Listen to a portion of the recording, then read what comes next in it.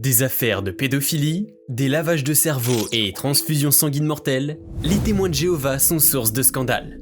Dans cette vidéo, nous allons vous présenter 4 faits monstrueux sur cette organisation. Vous n'allez pas croire le deuxième fait. Bonjour les tortues et bienvenue dans cette nouvelle vidéo de Top Tortue. Comme toujours, n'oubliez pas de mettre un pouce vers le haut, de commenter et de partager cette vidéo. Ça aide la chaîne à se faire connaître. N'oubliez pas également de vous abonner et de cliquer sur la cloche pour être prévenu lorsque je sors une nouvelle vidéo. C'est parti pour notre top 4 des faits monstrueux sur les témoins de Jéhovah. Le deuxième va vous bluffer. 4. Les dirigeants et leur train de vie hallucinant. Ce mouvement compte 8,5 millions de membres en 2020. Les témoins de Jéhovah sont très controversés et la majorité du grand public ne connaît pas réellement les dessous de ce courant religieux. Les témoins de Jéhovah sont issus d'un groupe fondé dans les années 1970 aux États-Unis sous le nom d'étudiants de la Bible. Ils sont régulièrement accusés d'être une secte car leur organisation a quelques dérives sectaires. Ils sont l'objet de nombreuses controverses, comme par exemple le train de vie de leurs dirigeants qui est inimaginable. La société Watchtower est une organisation qui organise, administre et propage les doctrines des témoins de Jéhovah. Elle encourage leurs membres à mener une vie simple, dévouée au mouvement. Les membres ne doivent pas chercher à posséder des biens matériels ni accumuler de l'argent. Pourtant, les dirigeants des témoins de Jéhovah font le contraire. En effet, ils déclarent faire vœu de pauvreté mais n'appliquent pas cet engagement. Les dirigeants mènent un train de vie très confortable et bénéficient de beaucoup d'avantages grâce aux témoins de Jéhovah. Par exemple, Charles Taze Russell disait qu'il devait soigner son image médiatique. Il s'habillait avec des habits coûteux, faisait des voyages autour du monde dans des avions magnifiques et séjournait dans des hôtels de luxe. Joseph Franklin Rutherford profitait de somptueux appartements. Il vivait dans un étage complet à Brooklyn avec des cuisiniers et secrétaires privés. Il vivait dans une suite d'un hôtel et avait aussi des appartements privés à Staten Island, au Sud Lansing, et a vécu longtemps dans une villa en Californie qui avait été construite avec l'argent des fidèles. Il avait aussi un grand nombre de voitures et voyageait toujours en première classe. La société Watchtower dispose de revenus financiers assurés par les dons des fidèles. En 2001, ses revenus atteignent les 951 millions de dollars. Plus de 70 millions avaient été donnés aux dirigeants. Selon plusieurs estimations, la fortune de la société s'élèverait à 1 milliard de dollars. La société Watchtower compte 87 filiales en 2020. Je trouve ça hallucinant que des dirigeants du mouvement vivent dans des conditions luxueuses grâce aux dons des fidèles, qui eux sont encouragés à vivre dans la simplicité. Qu'en pensez-vous ? Le prochain scandale que nous allons évoquer va vous choquer, car cela a causé la mort de beaucoup de fidèles. 3. Scandale des transfusions sanguines. Ce scandale est inimaginable. Les témoins de Jéhovah n'acceptent pas les transfusions de sang total. Ils acceptent seulement certaines exceptions comme l'albumine, les immunoglobulines et les préparations pour hémophiles. Si les fidèles ont des maladies demandant des transfusions régulières, ils ont la possibilité d'accepter ces types de sang. Ceci a provoqué beaucoup de scandales. Par la suite, le corps médical a trouvé des alternatives pour faire des transfusions de sang aux fidèles, mais cela reste dans des cas particuliers. En effet, les transfusions sont envisageables seulement dans le cadre strict de la chirurgie programmée sous certaines conditions définies. Cela veut dire que si jamais une urgence impose une transfusion de sang, les témoins ne pourront pas en bénéficier. Il n'existe pas de produit disponible en alternance à la transfusion de globules rouges pour l'instant. Les témoins de Jéhovah refusent toute collecte anticipée de leur sang car le sang a un caractère sacré. Ceci a malheureusement eu un coût élevé en vie humaine. Depuis 1945, l'interdiction de transfusion sanguine a été mise en place.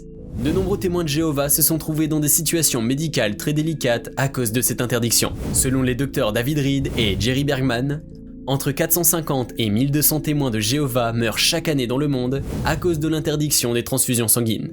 Si on se penche plus précisément dans ces études, nous retrouvons aussi une étude clinique effectuée aux États-Unis entre 1988 et 1999 portant sur les risques de décès au cours de l'accouchement des femmes témoins de Jéhovah. Il conclut que le taux de mortalité de ces mères est 44 fois supérieur à celui de la population américaine en général. Une organisation composée de gynécologues américains a étudié ces décès entre 1983 et 2006, montrant un risque de mortalité en Hollande précisément de 14 décès sur 1000 patients témoins de Jéhovah contre 4,5 décès sur 1000 patients de la population en général.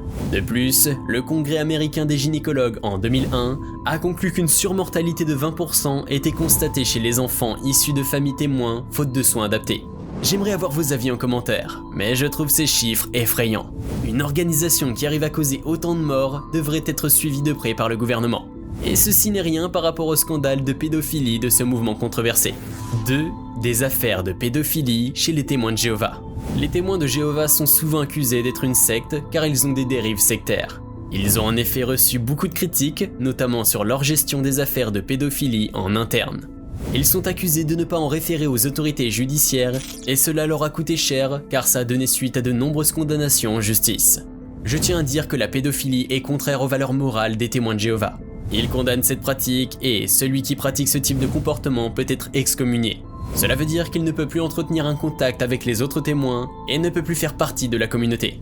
Les premières affaires ont fait surface à la fin des années 1990 lorsque Bill Bowen a alerté la presse et a publié un site internet appelé Silent Lambs pour dénoncer ses comportements. Depuis, de nombreux témoignages ont été récoltés et de nombreuses émissions télévisées ont communiqué sur ces scandales autour du monde. D'après ce Bill Bowen, plus de 24 000 cas de pédophilie ont été classés par le siège de l'église et cette liste n'a pas été communiquée aux autorités. Suite à ces révélations, plusieurs personnes qualifient l'organisation de paradis pour pédophiles. Alain Bérou, un ancien membre des témoins de Jéhovah, a dénoncé les pratiques de l'organisation lors d'un reportage télévisé. Il expliquait que la procédure en cas d'abus n'était pas définie sur papier et que chaque représentant de secteur devait écrire un compte-rendu sur les recommandations de l'organisation. Il était préconisé principalement de garder le secret professionnel et de contacter le service juridique interne. Les anciens de l'organisation jugeaient la situation en prenant compte des intérêts des témoins de Jéhovah.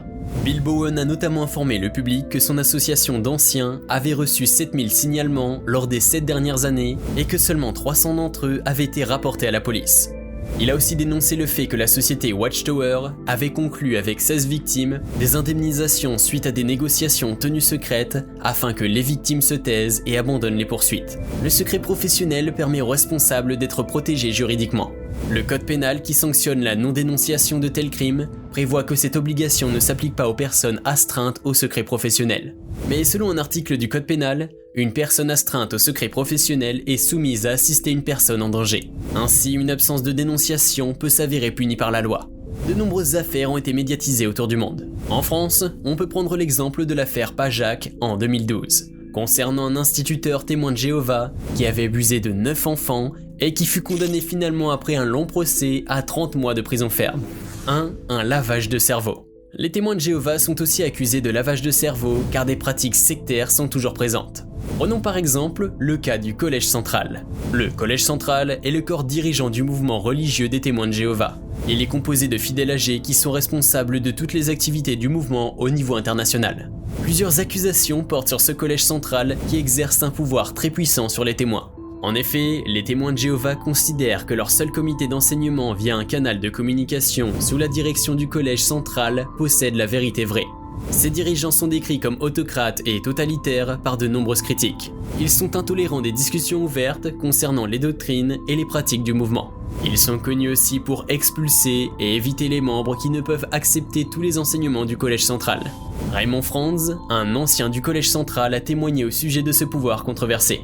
Il accuse les dirigeants de réduire au silence les points de vue différents de l'organisation et dénonce la société Watchtower pour sa prise de position concernant la conscience individuelle et sa gestion des affaires, notamment celle en 1954 en Écosse. Lors de cette affaire, des conseillers de l'organisation avaient proclamé que les témoins devaient être unis à tout prix face au monde. Andrew Holden, qui est un sociologue, a dit que l'enseignement de la théologie des témoins de Jéhovah avait un côté malsain. Les enseignements doivent être appris par cœur d'une façon très mécanique et les réunions questions-réponses sont truquées. En effet, selon lui, avant les réunions, l'organisation donne les réponses et les questions aux membres afin de rabâcher les mêmes choses. Des anciens témoins, appelés Heather et Gary Botting, ont dit que l'on dit aux témoins ce qu'ils doivent ressentir et penser et qu'il est demandé de considérer avec suspicion les membres qui présentent des points de vue différents. J'espère que cette vidéo vous a plu et que vous avez appris beaucoup de choses intéressantes. Nous sommes à présent à la fin de notre top 4 des faits monstrueux sur les témoins de Jéhovah. Si vous avez aimé la vidéo, n'hésitez pas à liker et laisser un commentaire. À bientôt.